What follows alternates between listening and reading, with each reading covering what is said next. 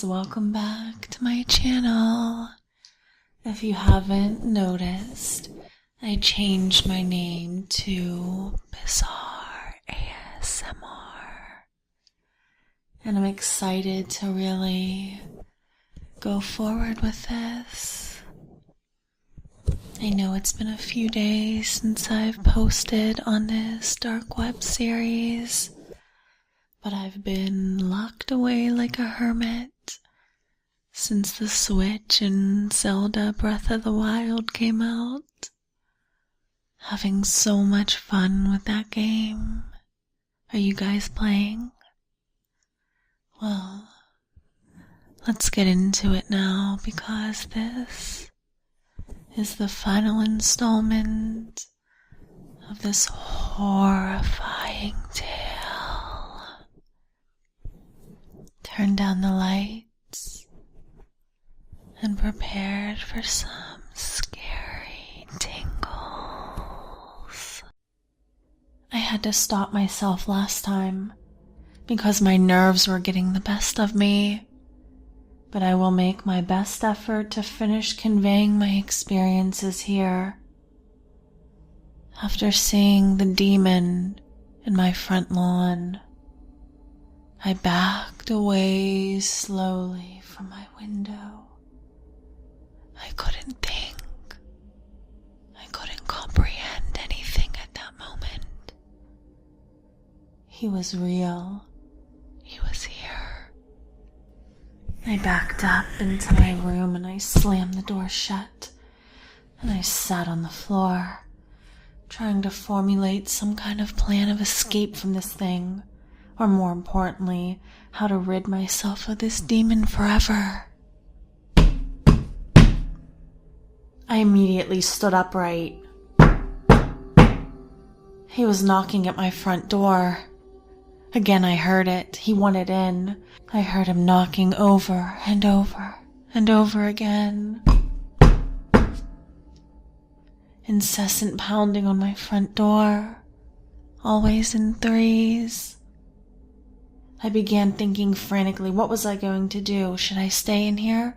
Should I get a weapon? Should I call the police?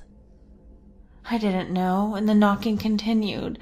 I was pacing my room, desperately trying to think of what to do. My heart was racing, my body purely running on adrenaline at this point. And suddenly, as if perfectly on cue, the knocking stopped. I stopped pacing. Was he gone? Did he just decide to leave? I had to be sure. I slowly opened my door and looked around. Nothing. I moved out of my room and towards the stairs and peeked down. Still nothing. I slowly moved down the stairs and saw my broken TV and the shattered glass on the floor. Was it over?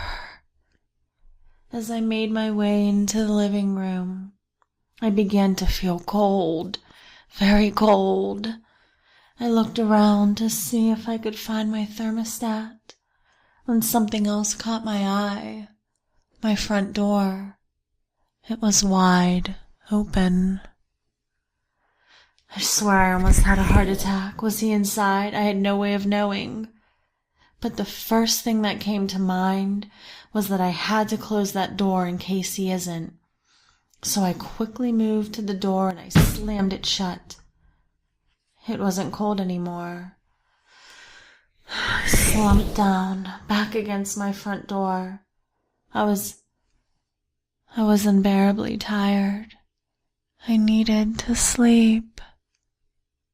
More than anything in this world, I just needed to sleep.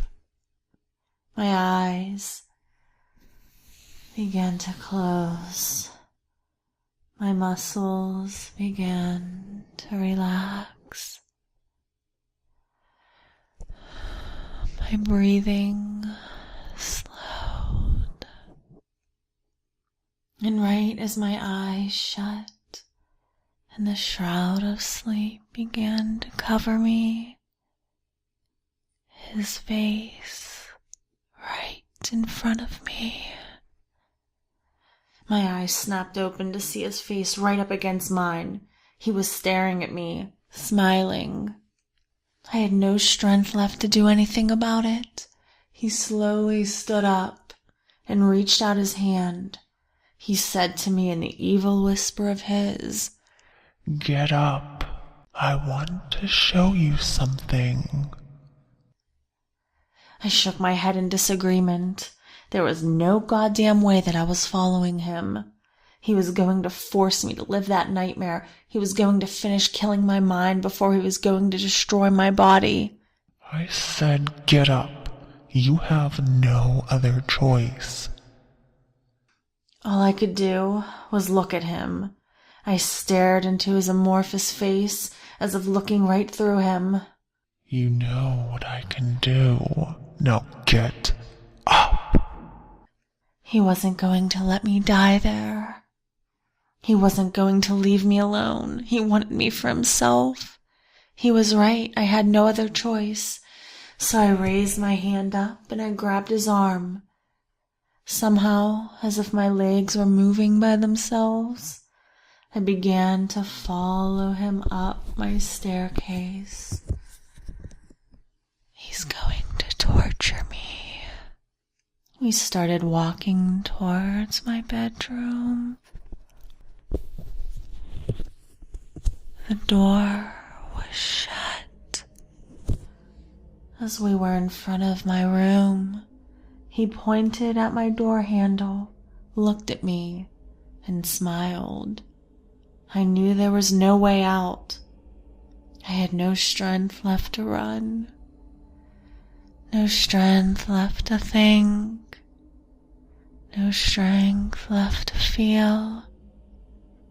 So I grabbed the handle and I opened the door. When I looked inside, expecting to see dead bodies and burning flesh, I saw something that caught me by surprise. It was my laptop, the one I had thrown out the window earlier. It was sitting on my bed. The demon walked into the room, stood at the foot of my bed, looked at me and said, Come. You need to use this device. So I walked forward once again, as if not by my own free will, sat down on my bed and picked up the computer. Nothing was open, just my desktop with the regular icons. Nothing strange. This, now that I think about it, was probably the strangest thing of all. It has been a very long time since I have spoken with a human. I was too tired to respond. I forgot how fun it was to distort your world and watch you break down in fear. Somehow, I managed to say, What do you want from me? I could ask you the same thing. You were the one who brought me here in the first place. I was so confused, so tired. I just wanted him to kill me. I'm not going to kill you. There's no fun in that. I knew what he was saying and I tried to feel something, but there was no way. I was depleted. Just an empty shell. I'm going to give you two choices now. Two very important choices. I looked at him with the most lifeless stare. Listen closely. Your first choice is to live the rest of your days with me. I could have great fun torturing you the rest of your life. I had no response. Or you can choose to send me to another, because I would love a change of scenery. All I could do was stare at him. Then out of nowhere, I found the strength to say, "I hate you." He smiled as I said this. He leaned down, put his face next to mine, and whispered, Make your choice, human.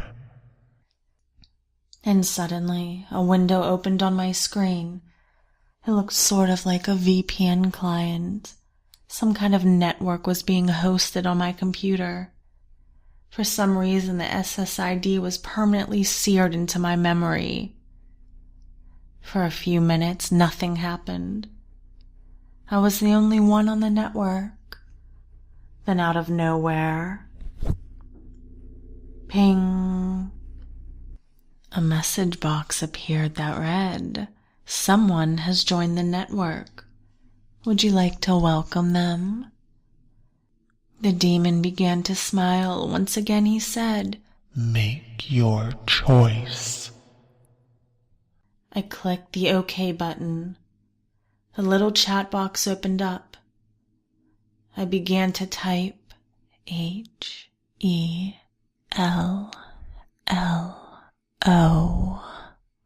Following that night, the demon that had been haunting me left my life.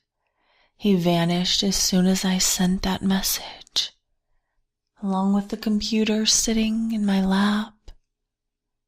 I wanted to feel remorse for what I had done. Hell, I wanted to feel anything. But all I could do was close my eyes and sleep. When I next awoke, I looked at the clock and discovered that I had slept for 26 hours straight. It was the first night of sleep I had gotten in 3 days. It has been several years since my experiences with the demon, and I've been using a public computer to write these stories because I'm too afraid to use my own again. And it has taken me that long to muster the courage to tell my story to the people of the world, to warn them that this demon is likely still out there, torturing people for its own amusement, forcing them to pass him on to more people through their internet connections. Beware. He's out there somewhere, and he gives no mercy.